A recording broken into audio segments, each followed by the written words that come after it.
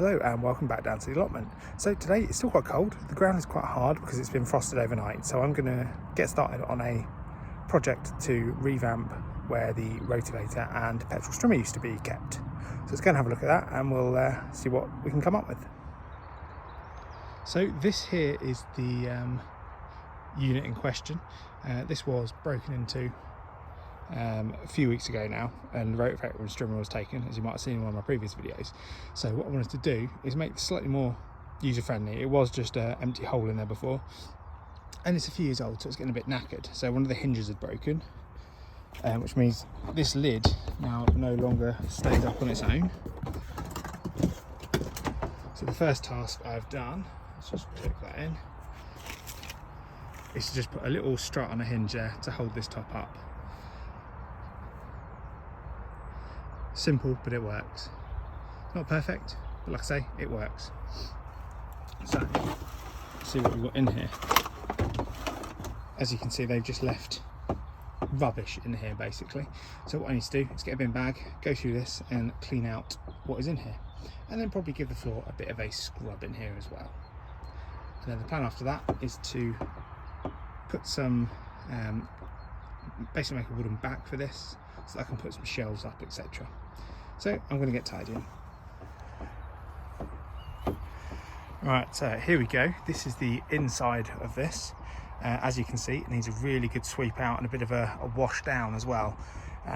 We've got a few seeds and lots of snail shells and that sort of stuff in here to get out. What I'll probably do is get some water on the boil, chuck a bit of hot water in there after a sweep, bit of soap, and rinse this all out.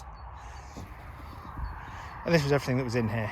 So I've got a box of bits and bobs to keep and a bag of stuff to get rid of as well. So let's get cleaning.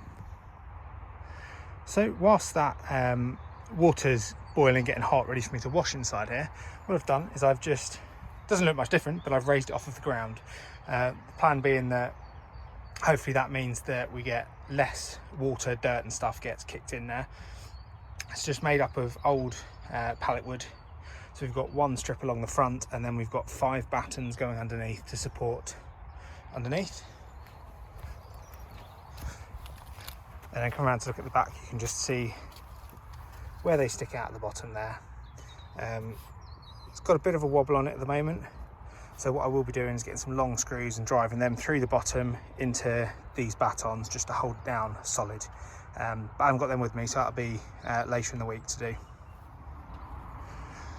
So there we go, we've had some hot water, bit of a scrub with some washing up liquid, and let's give it a rinse off and see how that's helped.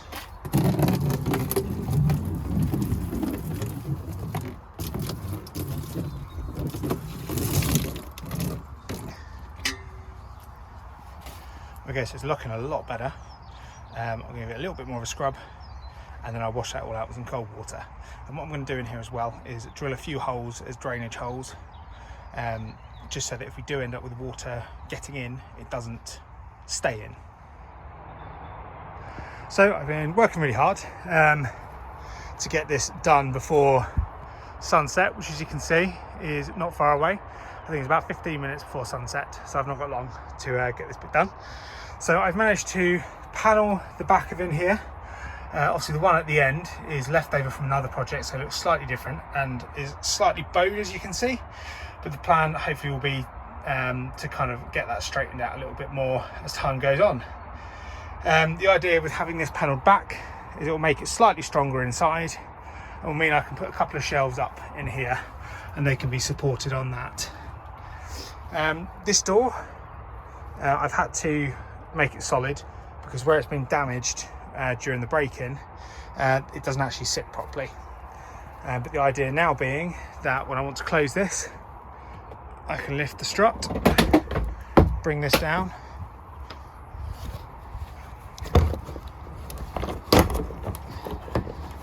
get the door closed in like that, and I've put a little bolt on the front just to close the door. It's not going to be locked, but there's not going to be anything of value held in here now. It's going to be purely pots, maybe some plant food, that sort of thing. So I'm happy with where I've got so far. I do have some more bits of wood that I'll be using to make some shelves and other bits.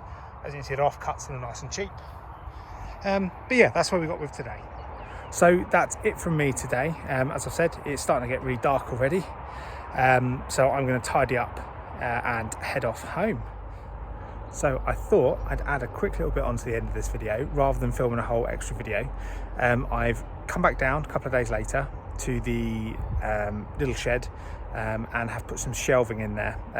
It's made of offcuts of wood and some cheap brackets and bits, but I think actually, considering it's kind of just bodged together really on a broken storage unit, it looks quite useful. So let's have a look. So here we go, looking in, we have got 2 shelves that go to the end. They're both supported by a strut that's screwed into the actual structure, and then 3 of these large brackets at the end. And as you can see, it's solid. And we've also left a little gap along that side so that if we've got any handles or anything like that that are a bit longer than we want to go on a shelf, they can slot down the side.